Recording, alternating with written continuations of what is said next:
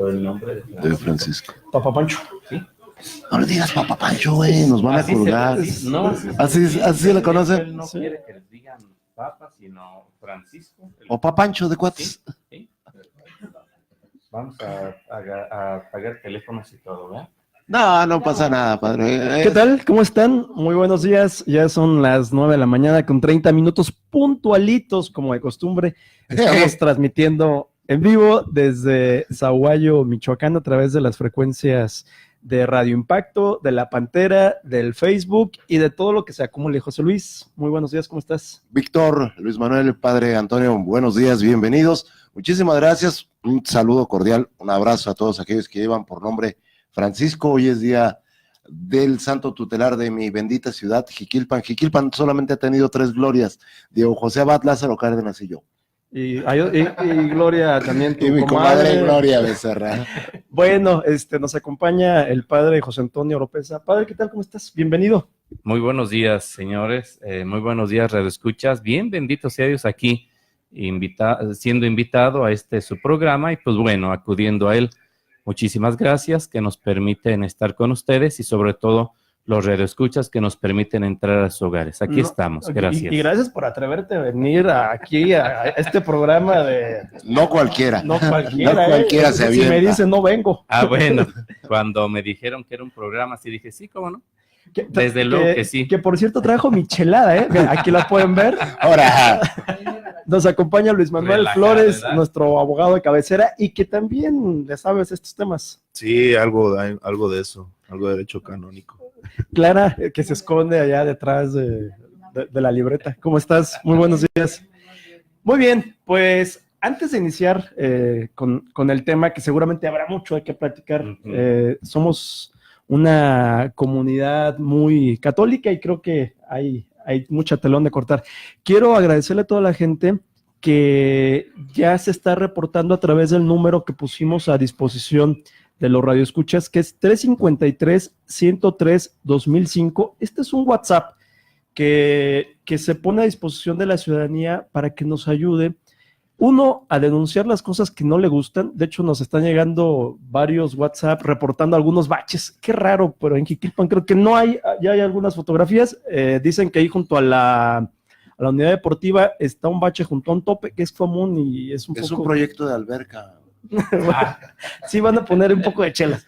Bueno, agradecerles a las personas y decirles que tenemos esta línea abierta permanentemente, el 353-103-2005 o 2005, para que nos manden sus quejas, pero también nos manden ideas de cómo podemos mejorar este lugar donde vivimos, porque al final de cuentas estamos todos aquí y creo que no se trata de estar criticando y que le vaya mal al gobierno, se trata de que nos vaya bien a todos. Así es de que ahí está ese teléfono y se los ponemos a su disposición para comentarios ahorita aquí con el padre José Antonio.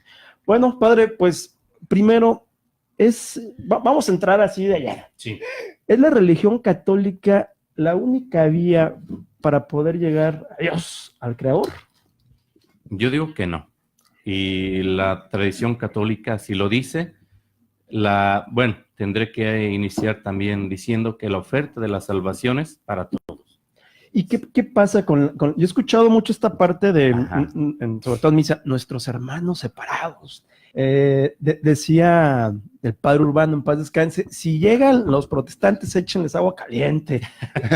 Ya, no, en serio. De hecho, no era para hacer un café, un té, hombre, no seas agresivo. Pues sí. De hecho, alguna vez allá en la comunidad llegaron los protestantes y el padre tocó las campanas como Miguel Hidalgo y dijo, pues agarren su piedrita y el que está libre de culpas y ahorita los perdono y aviéntenle para allá. ¿Tipo canoa? No es perdón. Ya estamos en otra etapa, todavía seguimos en ese nivel. No es la actitud esa. De hecho, el Papa Francisco... Papa Pancho. Así le vamos a decir en este programa. Papa Pancho.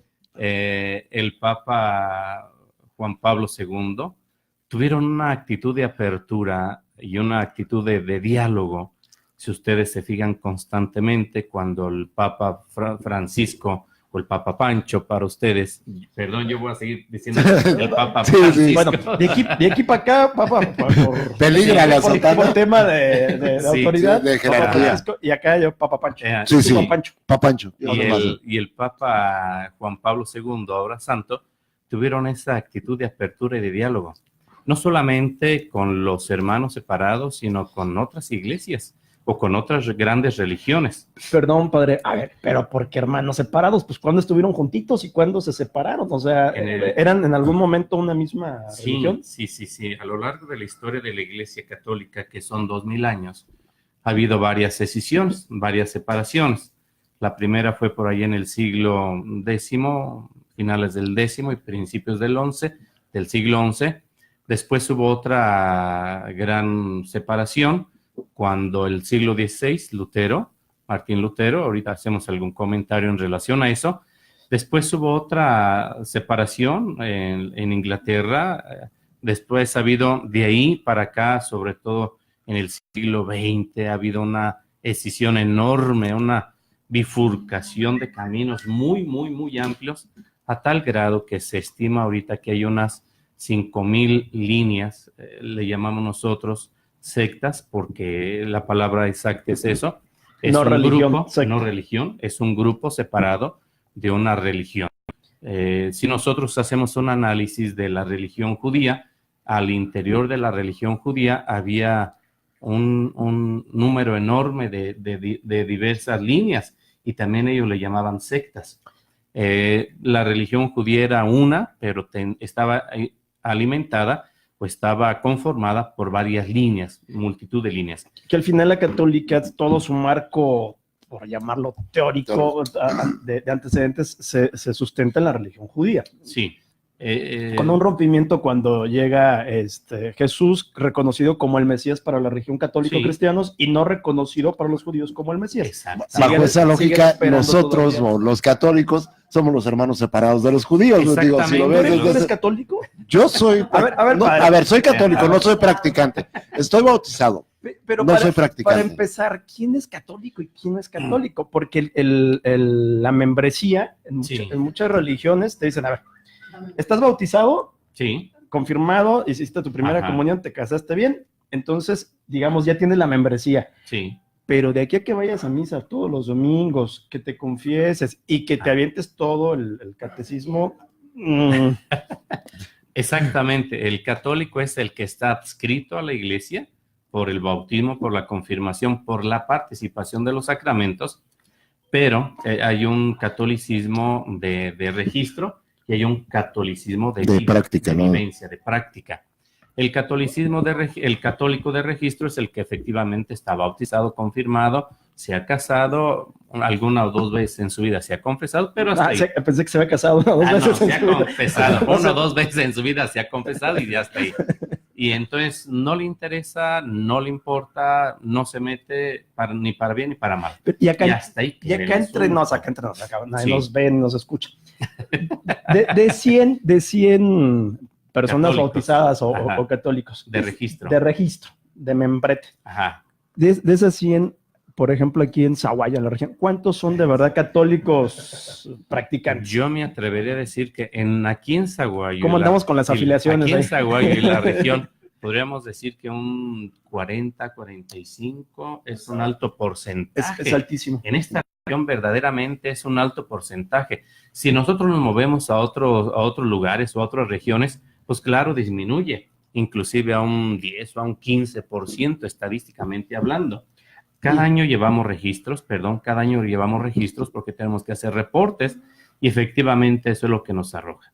A ver, padre, yo recuerdo cuando iba al catecismo, cuando era mejor persona. Ajá. Ya, uno se va haciendo malo con las micheladas y todo eso. No, seguimos siendo las mismas personas, Pero nada más con más apertura y con menos apertura. recuerdo que una de las obligaciones del católico es el pago del diezmo, que yo creo que, pues, no sé cómo andan las cuentas, pero creo que no se mocha mucho. ¿Qué tan generosa es la comunidad católica de verdad para sostener a la iglesia? ¿Sí aportan el diezmo No nos pueden dar un porcentaje ahorita acá a nosotros.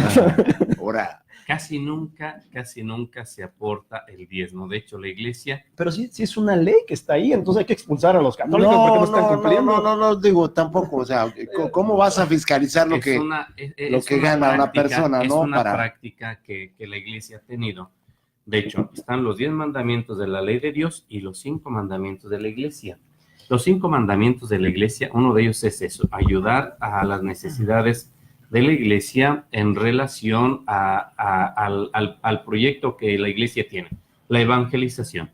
Efectivamente, la sugerencia es del diezmo, pero si nosotros sacamos cuentas verdaderamente del trabajo, vamos a pensar, una persona gana 100 pesos al año.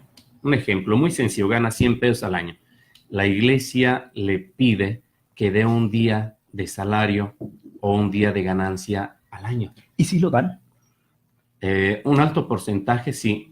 Vamos a pensar, vuelvo a decir, 35, 40, 45% de los católicos verdaderamente, no de registro, sino católicos verdaderamente que están en activo, verdaderamente viviendo, dan un 35-40% su aportación, no del 10%.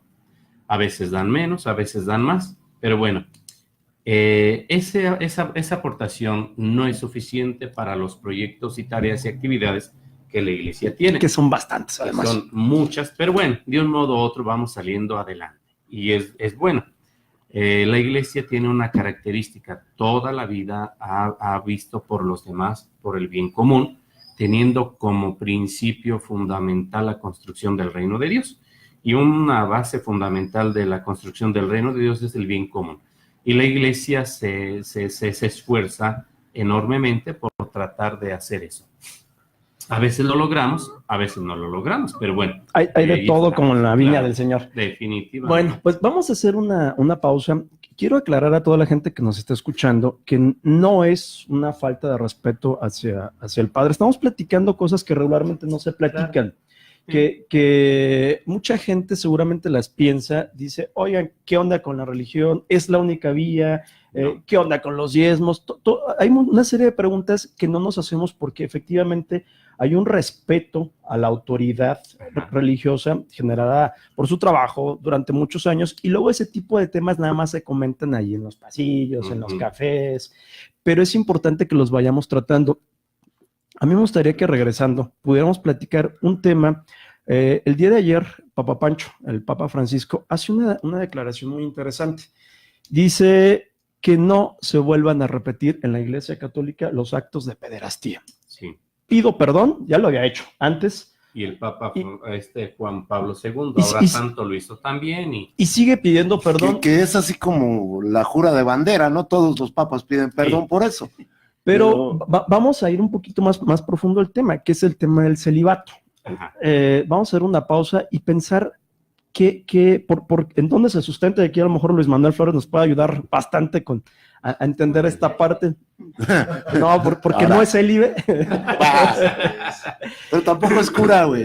No, pero podría ser. Bueno, vamos a hacer una pausa. Regresamos con el tema de pederastía y saber cuál es la postura de la iglesia al respecto, pero también cuáles pueden ser los mecanismos, más allá de pedir perdón, que además se agradece, es válido, para poder hacer que la iglesia católica esté a la vanguardia y esté actualizada al día de hoy. La sociedad cambia. Vamos a saber y a preguntarle al Padre. El mundo y la sociedad cambian. ¿Qué tanto está cambiando la religión si estamos al día? Hacemos una pausa. Esto es interactivo. Comuníquese con nosotros. 353-103-2005. Regresamos.